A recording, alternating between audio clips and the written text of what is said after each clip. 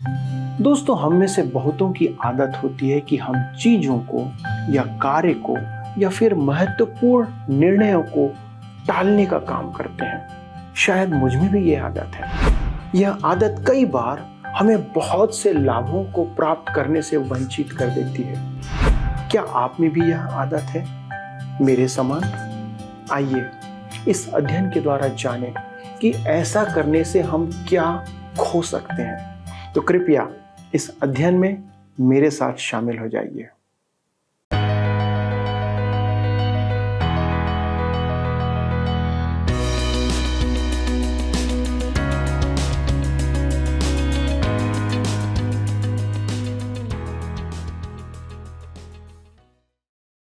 नमस्कार मित्रों, आप सबका एक बार फिर इस श्रृंखलाबद्ध अध्ययनमाला सत्यवचन में स्वागत है।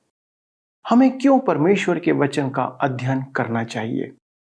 क्योंकि जीवन को आकार देने वाला परमेश्वर का ज्ञान हमारे स्वयं के हृदय को विनम्र बनाता है। लेकिन चूंकि पाप कपटपूर्ण है, इसलिए हम सभी को इस धारणा को त्याग देना चाहिए कि हमें स्वयं से बेहतर कोई नहीं जानता। जब तक पाप हमारे जीवन में बना रहेगा, हम सब में आत्मिक अंधेपन की जगह बनी रहेगी, कठोरता बनी रहेगी। परमेश्वर ने हमें उस दर्पण से आशीषित किया है जो उसका वचन है। जैसे कि हम याकूब पहला अध्याय 22 से 25 पद में पढ़ सकते हैं। इसे गौर से देखने से आपको अपने बारे में एक सटीक ज्ञान मिलेगा, और न केवल परमेश्वर के वचन का ज्ञान बल्कि परमेश्वर के अनुग्रह की आवश्यकता की एक स्पष्ट तस्वीर आपको मिल जाएगी। जो लोग इस आवश्यकता को नहीं जानना चाहते, वे जीवन में एक दिन पछताते हैं। लेकिन आपने उत्तम चीज को पाया है। आइए देखें कि परमेश्वर हमें आज क्या प्रकट करना चाहता है।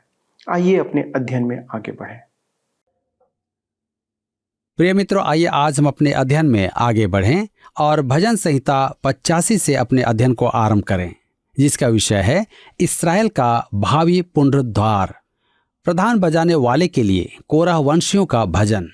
कुछ विचारकों ने इसे एजरा और नेहमिया के मार्गदर्शन में इस्राएल के स्वदेश लौटने के समय का कहा है, परंतु सच तो यह है कि इस भजन का ऐसा कोई संबंध नहीं है।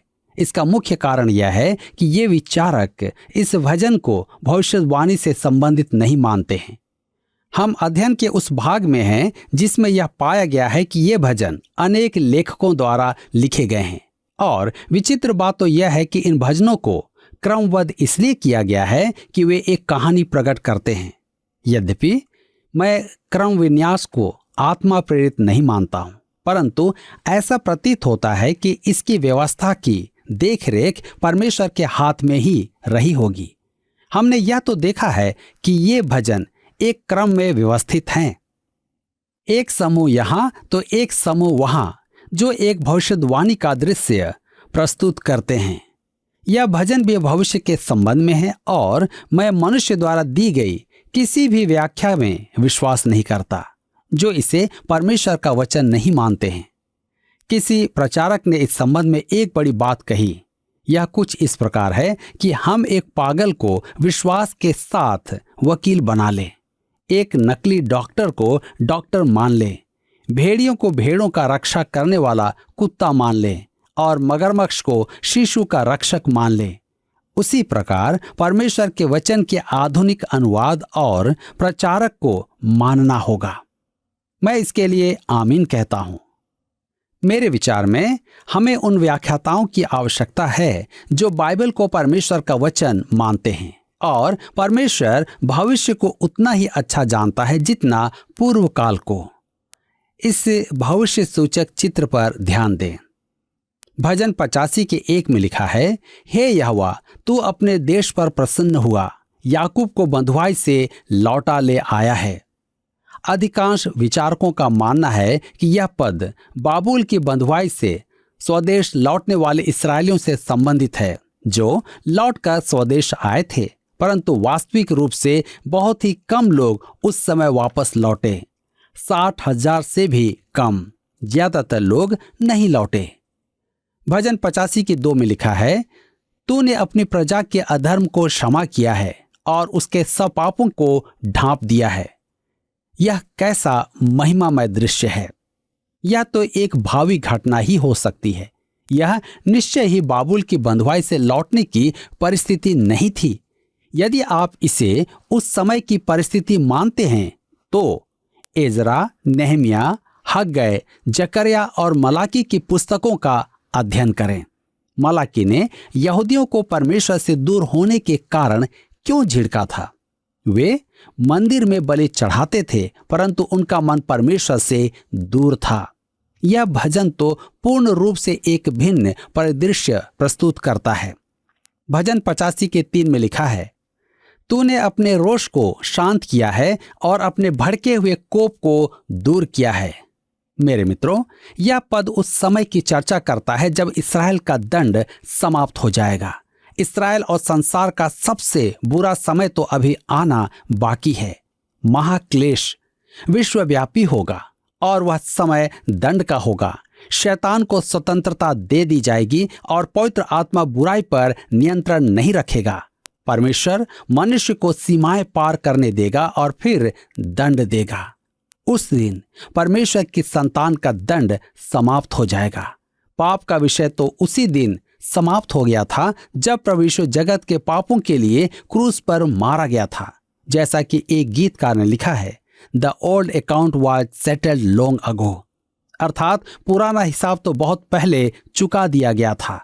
परंतु एक बात मुझे परेशान करती है और वह है कि मुझे प्रभु यीशु के न्यायासन के सामने खड़ा होना होगा कि मैं अपने जीवन और कर्मों का लेखा दूं। हमारे काम आग से परखे जाएंगे। पहला कुरिन्थियों के पत्र 3 उसके 13 से 15 में लिखा है, तो हर एक का काम प्रकट हो जाएगा क्योंकि वह दिन उसे बताएगा, इसलिए कि आग के साथ प्रकट होगा और वह आग हर एक का काम परखेगी कि कैसा है। जिसका काम उस पर बना हुआ स्थिर रहेगा वह मजदूरी पाएगा, और यदि किसी का काम जल जाएगा तो हानि उठाएगा, पर वह आप बच जाएगा परंतु जलते जलते।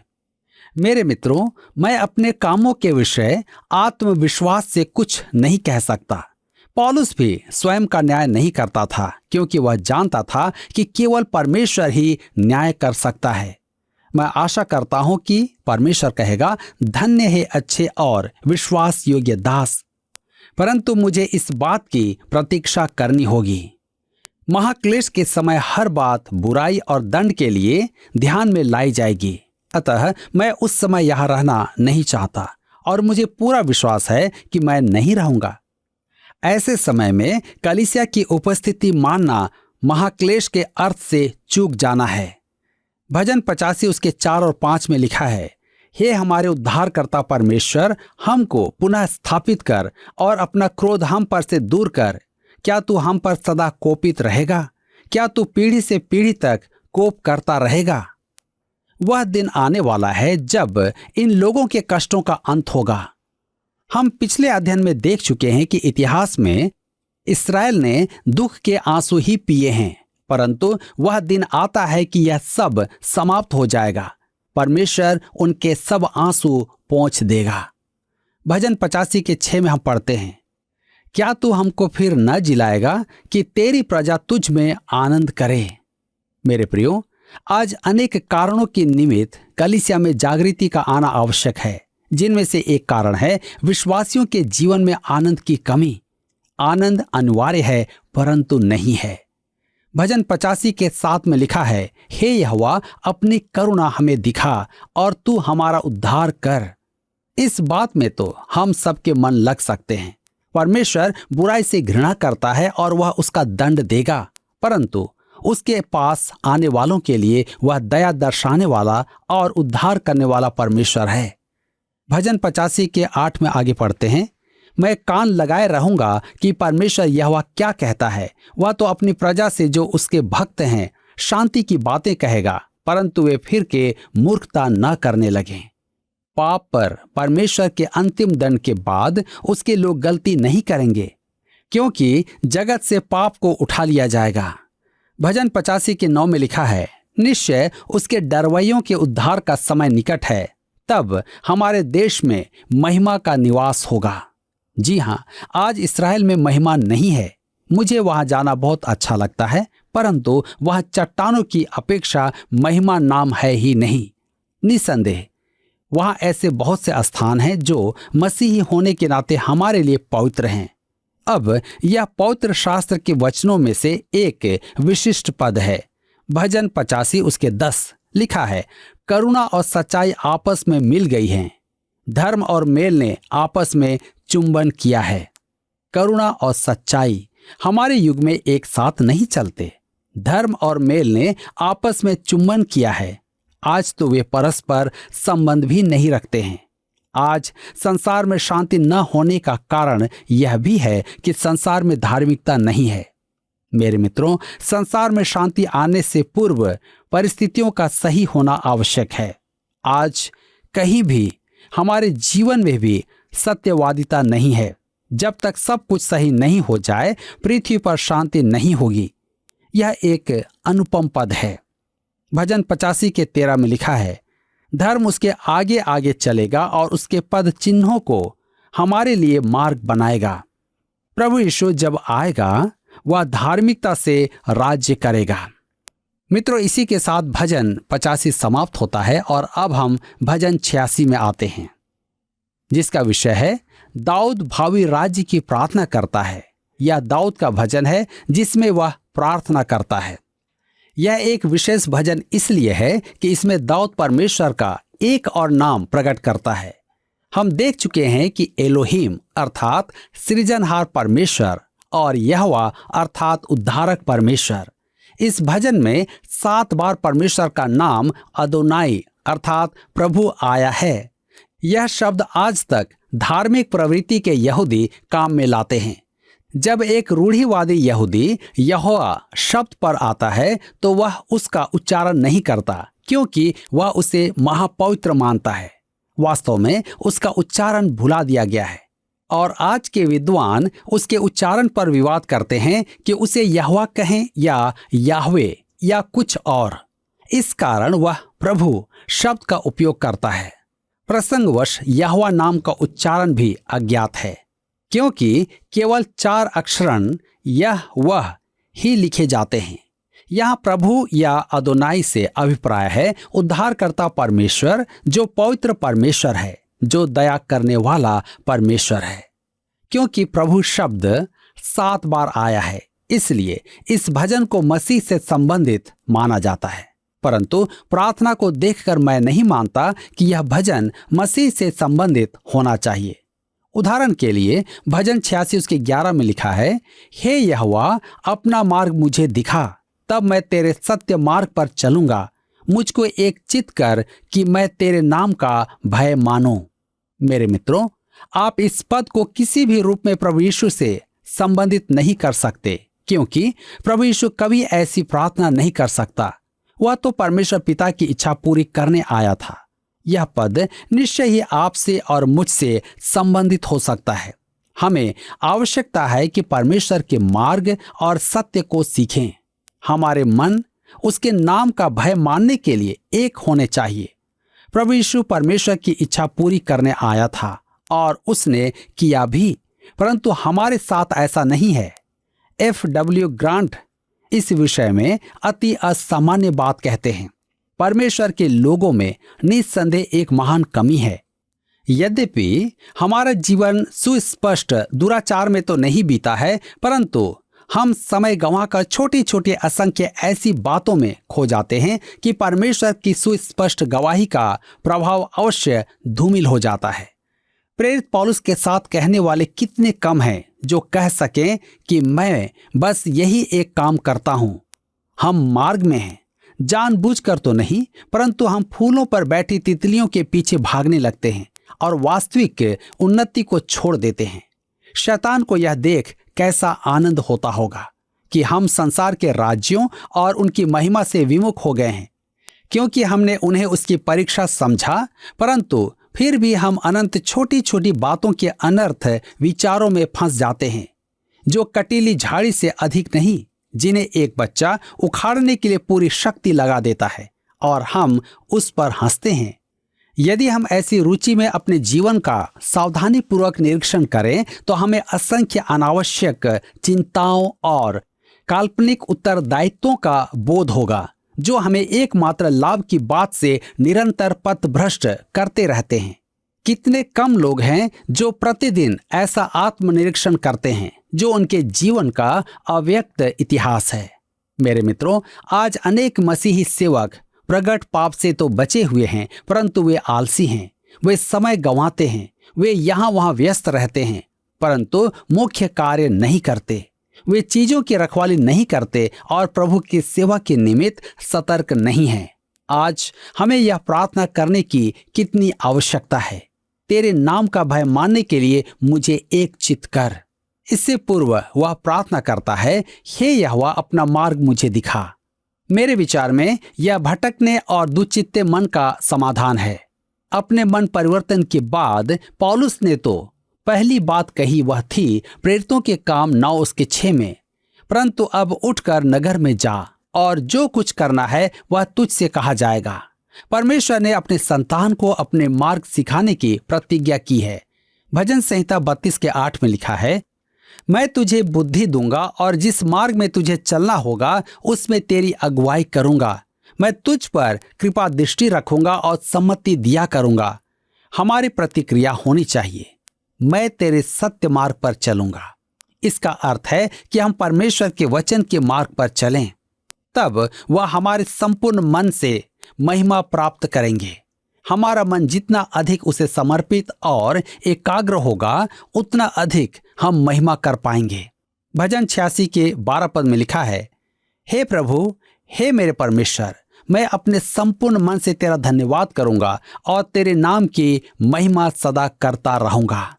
और इसी के साथ भजन 86 समाप्त होता है और अब हम आते हैं भजन 87 में, जिसका विषय है सियोन परमेश्वर की नगरी। मेरे मित्रों, यह कोरह वंशियों का भजन या गीत है। मेरे विचार में यह कोरह वंशियों का भजन है। यह भजन परमेश्वर की नगरी के विषय में है और यरूशलेम के महिमामय भविष्य की चर्चा करता है। यरूशलेम में सब जातियां आराधना करने आएंगी। जब मैं इस्राएल का भ्रमण कर रहा था तब हम कुछ लोग कार में सियोन की ओर जा रहे थे, जो यरूशलेम का सबसे ऊंचा स्थान है। उस समय हम गाते हुए जा रहे थे, हम सियोन की ओर बढ़ रहे हैं, जो परमेश्वर का एक अनुपम नगर है। वास्तव में हम यात्रा नहीं कर रहे थे, हम तो गाड़ी में बैठकर जा रहे थे, परंतु कम से कम सियोन की ओर जा रहे थे। भजन 87:1 में लिखा है, उसकी नींव पवित्र पर्वतों में है। जी हाँ, एक दिन वैश्विक सरकार यही होगी। यशाया 2:2 में लिखा है, अंत के दिनों में ऐसा होगा कि यहोवा के भवन का पर्वत सब पहाड़ों पर दृढ़ किया जाएगा और सब पहाड़ियों से अधिक ऊंचा किया जाएगा और हर एक जाति के लोग धारा की नाय उसकी ओर चलेंगे। और जकरयाह 2 उसके 10 और 11 में लिखा है, हे सियोन, ऊंचे स्वर से गा और आनंद कर, क्योंकि देख मैं आकर तेरे बीच में निवास करूंगा। यहोवा की यही वाणी है। उस समय बहुत सी जातियां यहोवा से मिल जाएंगी और मेरी प्रजा हो जाएंगी और मैं तेरे बीच में वास करूंगा। स्मरण रखें कि हम अभी तक लेवी वर्ग के भजनों का अध्ययन कर रहे हैं, जिसका केंद्र मिलाप वाला तंबू और मंदिर है। भजन 87 उसके 2 और 3 में लिखा है, और यहोवा सियोन के फाटकों से याकूब के सारे निवासियों से बढ़कर प्रीति रखता है। हे परमेश्वर के नगर, तेरे विषय महिमा की बातें कही गई हैं। भजन 48 में यही विचार व्यक्त किया गया था। भजन 48 उसके 1 और 2 में हम पाते हैं, हमारे परमेश्वर के नगर में और अपने पवित्र पर्वत पर यहोवा महान और अति स्तुति के योग्य है। सियोन पर्वत ऊंचाई में सुंदर और सारी पृथ्वी के हर्ष का कारण है। राजाधिराज का नगर उत्तरीय सिरे पर है। भजन 87 के 4 में लिखा है, मैं अपने जान पहचान वालों से रहब और बाबेल की भी चर्चा करूंगा। पलिश्त, सोर और कूश को देखो, यह वहां उत्पन्न हुआ था। मित्रों, यह यरीहो की वेश्या राहाब नहीं, मिस्र की है। देखिए यशाया 51 उसके 9 में, हे यहोवा की भुजा जाग, जाग और बल धारण कर, जैसे प्राचीन काल में और बीते हुए पीढ़ियों में वैसे ही अब भी जाग। क्या तू वही नहीं है जिसने रहब को टुकड़े टुकड़े किया और मगरमच्छ को छेदा? भजन 89 के 10 में लिखा है, तूने रहब को घात किए हुए के समान कुचल डाला और अपने शत्रुओं को अपने बाहुबल से तीतर बीतर किया है। यह दक्षिणी विश्व शक्ति का प्रतीक है और बाबेल अर्थात बाबुल उत्तरी विश्व शक्ति का प्रतीक है। रहब का अर्थ है कोलाहल और बाबेल का अर्थ है गड़बड़ी। प्रभु यीशु के सियोन स्थित सांसारिक राज्य में इन राष्ट्रों का कोलाहल और गड़बड़ी समाप्त हो जाएंगी। यह अति रोचक है कि सियोन अनेक जातियों का जन्म स्थान होगा। यीशु के राज्य में संसार यरूशलेम आएगा और अनेक जातियों का मन फिराव होगा। देखिए, वह पलिश्ती, सोर तथा कूश की चर्चा भी करता है। यह एक अति रोचक बात है कि जब सुसमाचार इस्राएल से बाहर निकला तब सर्वप्रथम एक कूशी खोजे का मन फिराव हुआ। सर्वप्रथम अन्य जाति में की घटना है। प्रेरितों के काम 8 अध्याय में हम इसे पाते हैं। उसका नया जन्म वहां रेगिस्तान में हुआ था, परंतु यहाँ भजनकार मेरे विचार में संपूर्ण कूश देश की चर्चा कर रहा है। यह भविष्य की घटना है। भजन 87 के 5 में लिखा है, और सियोन के विषय में यह कहा जाएगा, अमुक अमुक मनुष्य उसमें उत्पन्न हुआ था और परम प्रधान आप ही उसको स्थिर रखे। राजाओं का राजा सियोन को संसार की राजधानी बनाएगा। भजन 87 के 6 में हम पढ़ते हैं, यहोवा जब देश देश के लोगों के नाम लिखकर गिन लेगा तब यह कहेगा, यह वहां उत्पन्न हुआ था। मेरे प्रियो, उस दिन अनेक मनुष्य प्रभु को ग्रहण करेंगे। उन्हें यह समझ में आ जाएगा कि ख्रिस्त विरोधी ने उन्हें धोखा दिया है। वह कैसा महिमा से पूर्ण समय होगा। यहाँ पर भजन 87 समाप्त हुआ और अब हम भजन 88 में आते हैं, जिसका विषय है कष्टों में परमेश्वर पर भरोसा। यह भी कोरह वंशियों का भजन या गीत है। प्रधान बजाने वाले के लिए महल तलगनोत राग में एजरा वंशी हेमान का मश्किल। यह एक दुखद गीत है। भजन 87 महिमा का था और यह विषाद का भजन है। यह एक विलाप गीत है और भजन संग्रह में सबसे अधिक अंधकार की हाय का गीत है। तो आइए पढ़ें भजन 88 उसके 1 लिखा है, हे मेरे उद्धारकर्ता परमेश्वर यहोवा, मैं दिन को और रात को तेरे आगे चिल्लाता आया हूँ। इस भजन में एकमात्र आशा की किरण यह है कि परमेश्वर मेरा उद्धार है। भजनकार इस बात को थामे हुए है। यह मात्र एक कल्पना है कि यह भजन अय्यूब और कोढ़ग्रस्त उज्जियाह, यिर्मयाह और रोगी हिजकिय्याह से संबंधित है। चाहे जो भी इसका लक्ष्य रहा हो, यह भजन घोर सताव को प्रकट करता है, परंतु कष्टों और क्लेशों के बीच वह परमेश्वर पर अपने उद्धार के लिए अपना भरोसा बनाए रखता है। यह भजन का एक महान विषय है। भजन 88 के 15 में लिखा है, मैं बचपन ही से दुखी वरन अधमुआ हूँ, तुझसे भय खाते मैं अति व्याकुल हो गया हूँ। वह अत्यधिक संकटपूर्ण स्थान में है। क्रोध, मृत्यु, कब्र और अंधकार सब एक साथ उस कष्ट उठाने वाले मनुष्य पर आ गए हैं। भजन 88 उसके 16 से 18 में लिखा है, तेरा क्रोध मुझ पर पड़ा है, उस भय से मैं मिट गया हूँ। वह दिन भर जल के समान मुझे घेरे रहता है, वह मेरे चारों ओर दिखाई देता है। तूने मित्र और भाई बंधु दोनों को मुझसे दूर किया है और मेरे जान पहचान वालों को अंधकार में डाल दिया है। मेरे प्रियो, अन्य भजन जो घोर निराशा से आरंभ होते हैं और मुक्ति के आनंद से समाप्त होते हैं, इस भजन से सर्वथा भिन्न है, क्योंकि यह भजन अंधकार के साथ अंत होता है। हेंगस्टेबर्ग ने कहा, यह भजन अपने मुख्य विचार की जीवन अभिव्यक्ति के साथ अंत होता है। मृत्यु का निकट परिप्रेक्ष्य। अंधकार वैसा ही घना है जैसा भोर के समय होता है, अर्थात सूर्योदय से पूर्व। मेरे प्रियो, आज हम में से कई लोगों के जीवन में भी अंधकार पड़े हुए हैं और कई बार हम उस उद्धार के आनंद को नहीं समझ पाते, परंतु परमेश्वर चाहता है कि हम इन भजनों के द्वारा अपने जीवन में उन उत्तम और भली बातों को समझें, ताकि परमेश्वर की उन आशीषों को हम देखने पाए। मित्रों, हमने देखा कि हम परमेश्वर के वचन से उन सच्चाइयों को सीख रहे हैं कि हम जीवन में निश्चिंत नहीं रह सकते। मित्रों, भविष्य एक भयानक दिन के साथ अंत होगा। उसके बाद अनुग्रह का समय समाप्त हो जाएगा। हम बार बार भजन संहिता के इस अध्ययन में इसे पा रहे हैं ताकि हम अपने आप को नम्र करें, दीन करें, अपने आप को परमेश्वर के सामने अर्पण करें। एक पापी मनुष्य के लिए पवित्र परमेश्वर के पास पहुंचना अति कठिन है और हम सब पापी हैं। इस अवस्था में हम परमेश्वर की जलजलाहट से बच नहीं सकते, लेकिन परमेश्वर ने यीशु मसीह में होकर मनुष्य के लिए पाप से छुटकारे का उपाय तैयार कर दिया है। उसके क्रूस के बलिदान ने उस न्याय से जो सदा का दंड है, बचने का मार्ग स्थापित कर दिया है। यदि हम विश्वास से यीशु को अपना उद्धारकर्ता आज मान लेते हैं तो हम उस महाक्लेश को नहीं देखेंगे जो इस्राएल और इस संसार के लोगों के लिए देखा जाने वाला है।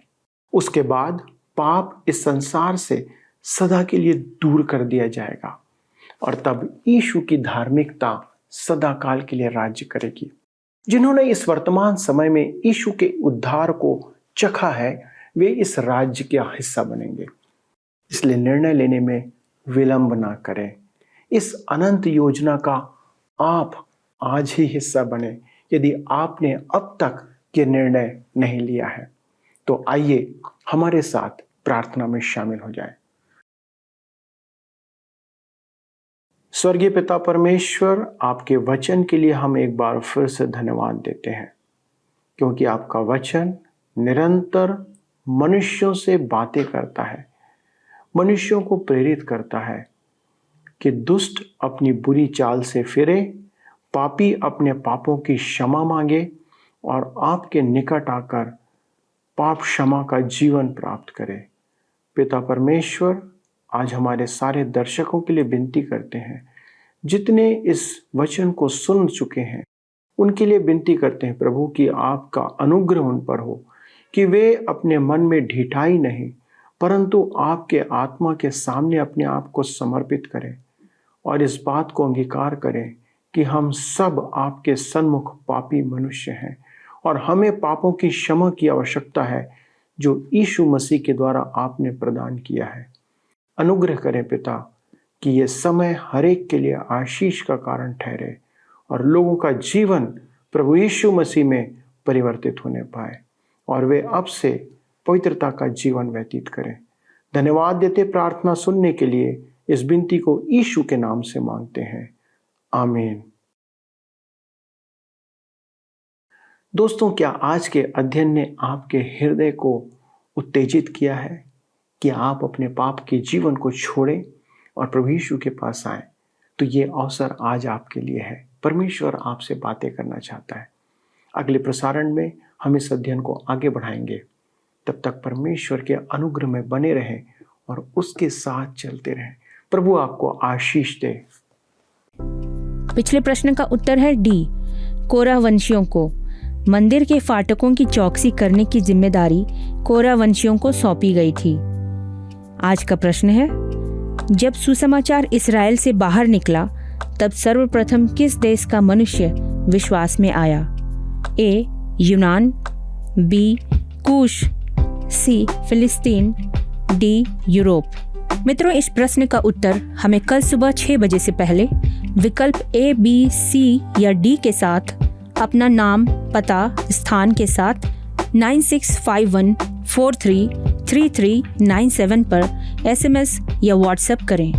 सभी विजेताओं को विशेष पुरस्कार प्रदान किए जाएंगे। धन्यवाद। क्या आपको यह कार्यक्रम पसंद आया? अभी हमें एक मिस कॉल करें और आप अगले विजेता हो सकते हैं।